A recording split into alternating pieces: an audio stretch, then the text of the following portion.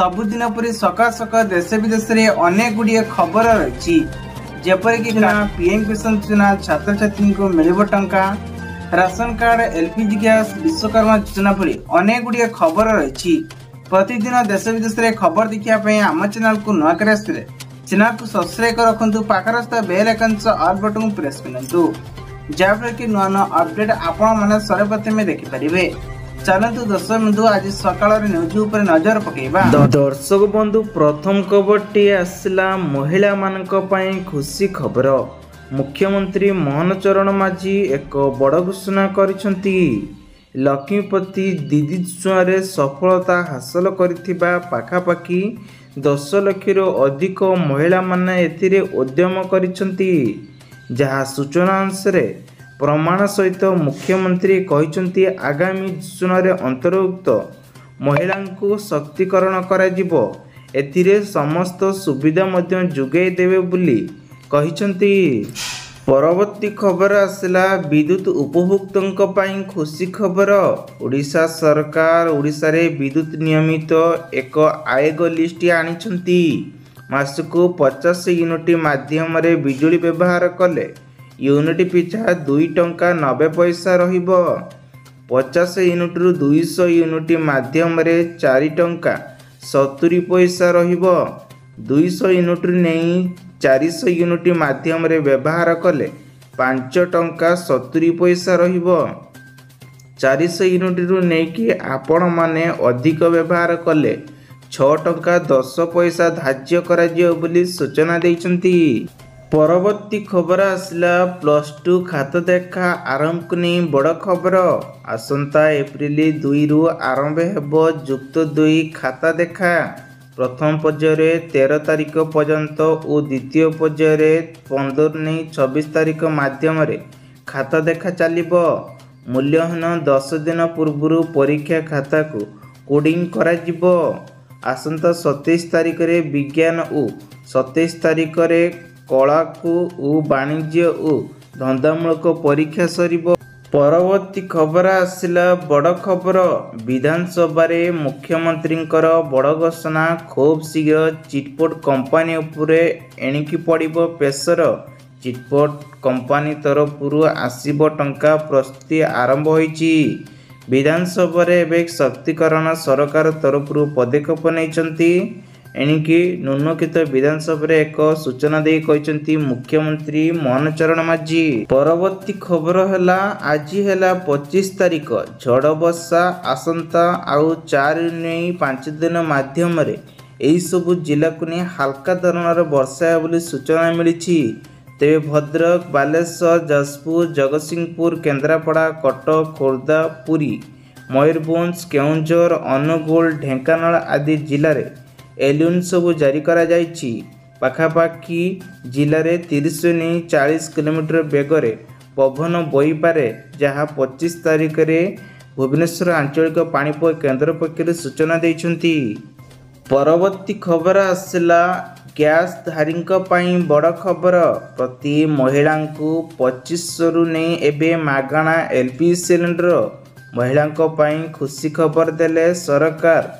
राज्य सरकार एबे प्रति महिला को 2500 टंका केवल नुहे मागणा सहित एक सिलेंडर मध्य जोगाई देबाकू नहीं स्थिर रखिचंती। यह दिल्ली विधानसभा बजेट एक आरंभ करा जाउछि। दिल्ली रे मुख्यमंत्री रेखा गुप्ता 25 मार्च रे बजेट उपस्थापन करिवे। परवर्ती खबर आसला आशाकर्मी आंदोलन को नहीं चेताइले। आशाकर्मी संघरे 9 दफा दाबीपत्र मासक 10,000 टंका करा जाओ बोली दाबी करिसंती। सूचना अनुसार एहाकु नहीं डाक्तर अश्विन कुमार धोरों को 9 दफार एबे दाबीपत्र प्रदान करा जाउछि।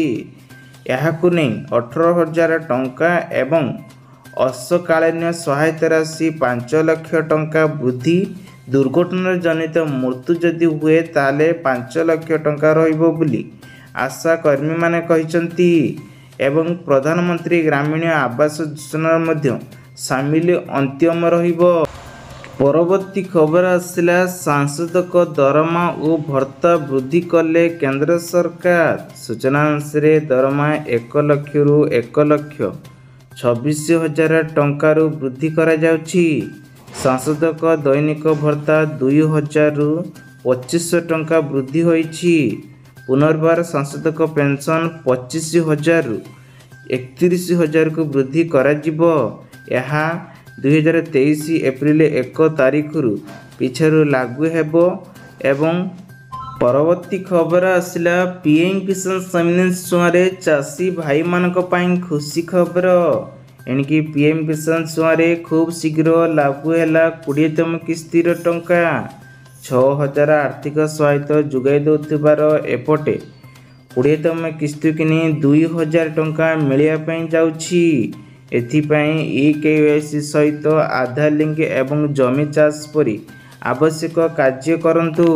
ପରବର୍ତ୍ତୀ ଖବର ଆସିଲା SBI ତରଫରୁ 50,000ରୁ ନେଇପାରିବେ 15 ଲକ୍ଷ ଟଙ୍କା ପର୍ଯ୍ୟନ୍ତ ଲୋନ୍। ସୂଚନା ଅନୁସାରେ ଏବେ ପର୍ସନାଲ ଲୋନ୍ ଆକାରରେ SBI ଦେଉଛି। ଯଦି ପିଲାମାନଙ୍କ ଶିକ୍ଷା, ବିବାହ, ଚିକିତ୍ସା ଜରୁରୀକାଳୀନ ପରିସ୍ଥିତିରେ ଅନ୍ୟାନ୍ୟ ବ୍ୟକ୍ତିଗତ ଆବଶ୍ୟକ ପୂରଣ କରିବା ପାଇଁ SBI ଦେଉଛି ପର୍ସନାଲ ଲୋନ୍ରେ ଆପଣମାନଙ୍କୁ 15 ଲକ୍ଷ ଟଙ୍କା ପର୍ଯ୍ୟନ୍ତ ଲୋନ୍ ଦେଉଛି। ବ୍ୟକ୍ତିଗତ ଭାବରେ 50,000 ନେଇ ଆପଣମାନେ 15 ଲକ୍ଷ ଟଙ୍କା ପର୍ଯ୍ୟନ୍ତ ଲୋନ୍ ନେଇପାରିବେ। ପରବର୍ତ୍ତୀ ଖବର ଆସିଲା PM ଆବାସ ଯୋଜନା ସର୍ଭେକୁ ନେଇ ବଡ଼ ଖବର। ଏଣିକି ମୋବାଇଲରେ ଆସିବ ଆପ୍ଲିକେସନ।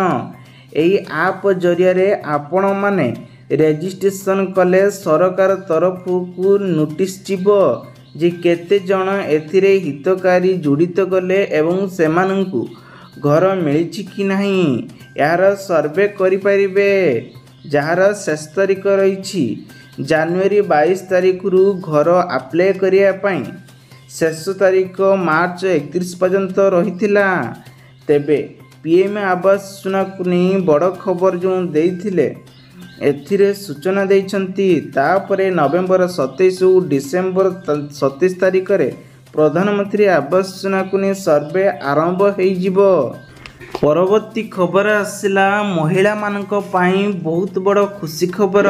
ଓଡ଼ିଶାରେ ଲାଗୁ ହୋଇଥିବା ଲକ୍ଷ୍ମୀପତି ଦିଦି ଯୋଜନାରେ ଏହି ଯୋଜନା ମାଧ୍ୟମରେ ମୋହନ ଚରଣ ମାଝୀ ନିଜେ ଦୂରଦୃଷ୍ଟି କରି ନେତୃତ୍ୱ ଓଡ଼ିଶା ସରକାର ପ୍ରଧାନମନ୍ତ୍ରୀ ଶ୍ରୀ ନରେନ୍ଦ୍ର ମୋଦିଙ୍କ ମହିଳା ଶକ୍ତିକରଣ ଅନ୍ତର୍ଗତ ଯୋଜନାକୁ ଲକ୍ଷ୍ମୀ ଦିଦି ଯୋଜନାରେ ଉଲ୍ଲେଖ କରିଥିଲେ।